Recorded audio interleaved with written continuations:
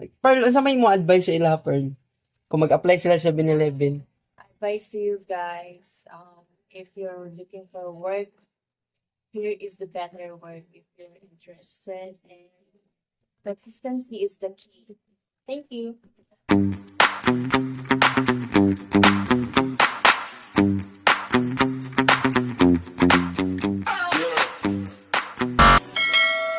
Hi guys! Welcome back to another video. This is Beamer Martin. Ngayon guys is nag-work ako sa 7-Eleven. Morning shift ako guys as a operational management trainee dito.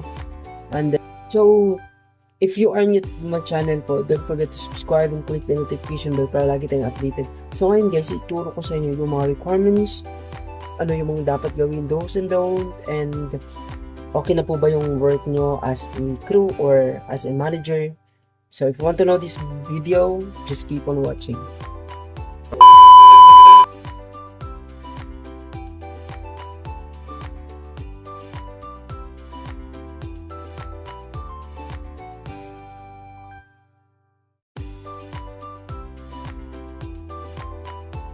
So guys, ngayon guys, yung ginagawa ko dito, nagagawa ko ng mga reports kasi yung manager namin is not here.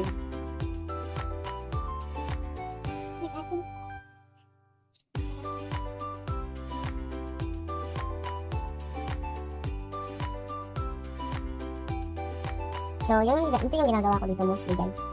Yung nagagawa ko ng reports sa kasi wala yung manager namin and then ako yung assistant niya dito.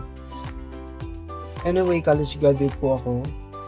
I graduated last 2024. So ngayon, dito ako na film and then I passed my board exam, my license. I am officially a license holder. Tsaka guys, ituturo ko sa inyo guys kung ano yung mga requirements na kailangan ninyo kung gusto niyo mag-apply sa 7-Eleven. Actually, marami namang benefits sa 7-Eleven. But if you want to have a passion talaga, like gusto niyo talaga mag-work sa ganitong field, ito yung bagay sa inyo guys. So, okay? So, una niyo pong gagawin is, depende kung saan po kayong na region. For example, Davao region po kayo. So, dito sa Davao, madali lang kayo maka-apply kasi kung gusto niyo pong, like for example, kayo ay hindi college graduate or ano lang kayo, like nasa senior high. Like what? What?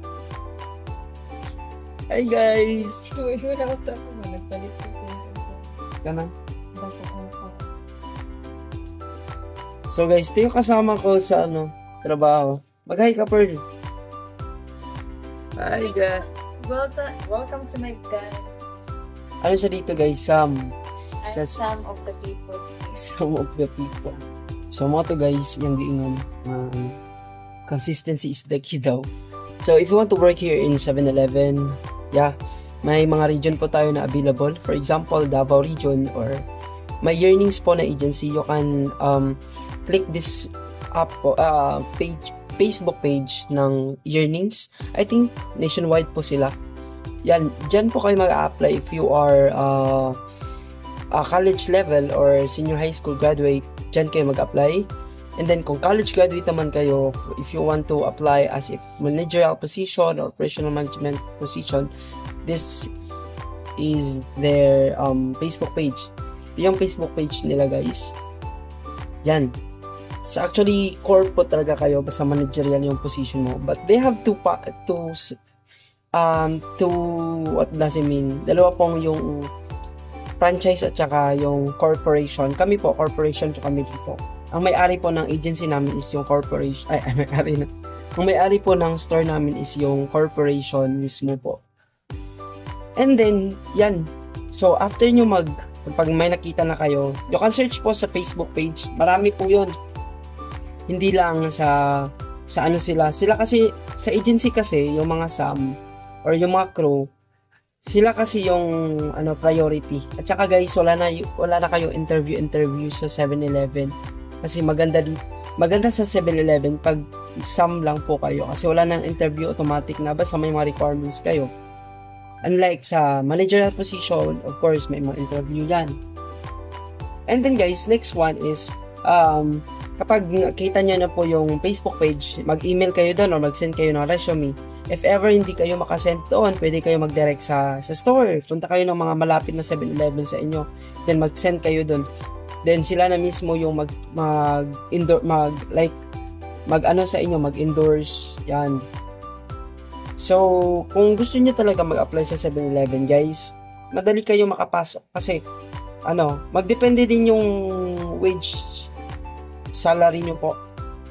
Above minimum po kasi yung managerial at saka yung sum po is minimum lang po. At saka magdepende din yung minimum sa saang lugar kayo. May mga minimum na malaki. Dito sa Davao, 510 yung minimum. So, kung gusto niyo talaga mag-apply sa 7-Eleven, don't hesitate po. Tsaka you can direct naman po. Chat nyo po ako or i-comment nyo po ako kung may mga katanungan kayo regarding 7-Eleven hiring, ganun.